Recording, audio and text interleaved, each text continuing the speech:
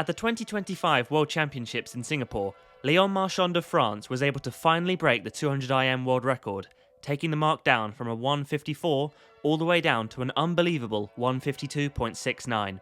For 14 years, the record belonged to Ryan Lochte, which he broke all the way back in 2011. It was a time that most people in the swimming world thought would stand for ages, although others thought that Marchand had the potential to go much quicker. In the semi-finals in Singapore, Marchand was on a mission to prove just how good he really is. Marchand didn't just get under the record, he was a full 1.31 seconds faster. I'm going to break down every single part of his swim, his technique, and the strategy that made it all happen. Coming into these World Champs, everyone knew that Leon Marchand was on a different mission compared to the Paris Olympics. He was already the world record holder in the 400 IM, a record he had taken from Michael Phelps, and it was clear that the 200 IM was next on the hit list. This year, Marchand was swimming a much lighter schedule, focusing just on the 200 and 400 IMs. He didn't need to win a huge number of medals this year, he was making a targeted attack on the record books. He even called it a transition year, which was a smart move to stay fresh and put all of his energy into just 2 events. And so the stage was set for the last great individual men's record from 2011 to be rewritten.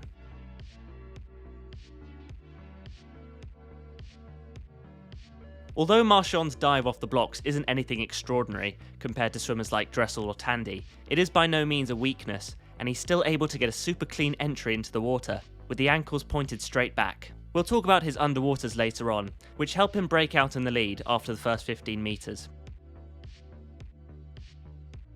Marchand's fly has always been one of his strong points, especially after winning the 200 fly in Paris. He's able to keep his chin right on top of the water's surface, and his delayed neck extension keeps his hips high up for longer. His hands and arms are incredibly relaxed, allowing him to be more efficient and conserve more energy. You can see his amazing ankle flexibility as well. His ankles bend inwards before he initiates each fly kick, and this increases the volume of water his feet can grab. In this race, his split was a 24.1, a massive improvement from Paris where he was 24.7. He was just using his easy speed through this fly leg, and his training partner Shane Cassis played a crucial role in carrying him through the first 50 metres by going a sub-24 split. Marchand hits the wall already well below world record pace, but still comfortable enough to perfectly set up the next 150. In butterfly, you need to have relaxed aggression without wasting all your energy, as it's by far the most tiring stroke. Marchand has become famous for his underwaters, and he uses them to gain even more ground on his rivals. His coach Bob Bowman says that he always does 7 fly kicks off every single wall in training. This consistency is what enables Marchand to execute that number in a race. He has amazing mobility throughout his whole body, and this is demonstrated through the wiggle movement you can see when he does each fly kick. There's barely any tension throughout his whole body when he does his underwaters, and this relaxation helps him kick more naturally and effectively. The critical leg in this race for Marchand was the backstroke. Last year it was his weakest stroke, but this season it's clearly improved so much, due to a higher stroke rate, a slightly more bouncy stroke, and more rotation through the hips. His pulling motion with his arms is not too narrow, but not too wide either, allowing for the perfect balance of drag and power. Backstroke was normally the leg where Ryan Lochte used to pull away from his rivals, but Marchand managed to one-up even him. His split here was 28.4. This was a huge improvement from his Olympic swim, and was even faster than Ryan Lochte's 28.59 split from the old world record. At the halfway mark, Marchand wasn't just matching the world record pace, he was leaving it behind, almost a whole second faster than Lochte at this stage. He then executes a very fast crossover turn, followed by a strong push-off. His pull-out takes him past the 10-metre mark, and during the breakout he only begins lifting his head once his arms are almost fully straight.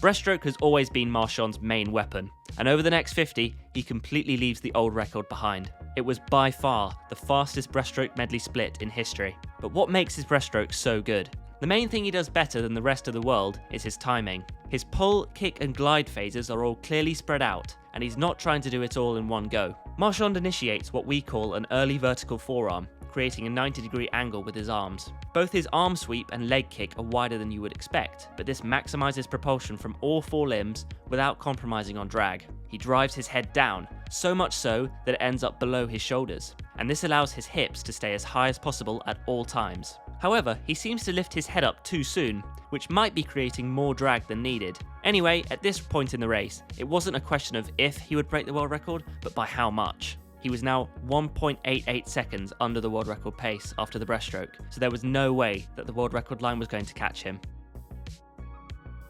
After another 7 fly kicks, Marchand starts the freestyle with a huge lead on the field and the clock. He didn't need to do anything crazy on this last 50, he just had to hold on, and that's just what he did. His freestyle split was a solid 28.06. This is somewhat slower than Lochte's split of 27.49, but still more than good enough to destroy the world record. You can see the effort he's putting in here, grimacing with his teeth even in a semi-final. He really wanted to take down this record, fighting through the pain all the way to the wall. Technically, Marchand's freestyle is very elegant, with equal rotation to both sides and a fair amount of elbow bend during the pull, with no outsweep or insweep. The only flaw I can see is with his left hand. It seems to curl a lot because his fingers are too loose and relaxed, so maybe he could pull even more water in the future. And just to prove it wasn't a one-off swim, he went on to win the World Champs in the final the next day with a 1:53.68, the second fastest time in history. You may also notice that he's put on a fair bit of muscle since the Paris Olympics too, and this extra muscle strength has given him more power and endurance.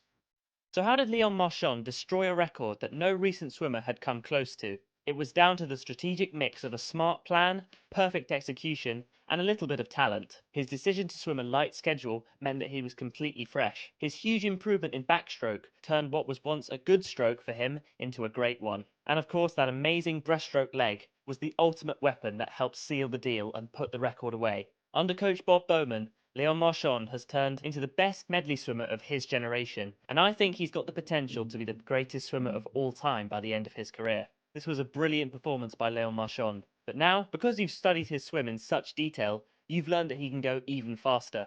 The exciting question is, how much faster can he go? Let me know what you found most impressive about this race in the comments section below. And as always, don't forget to like and subscribe, and I'll see you in the next video. Bye!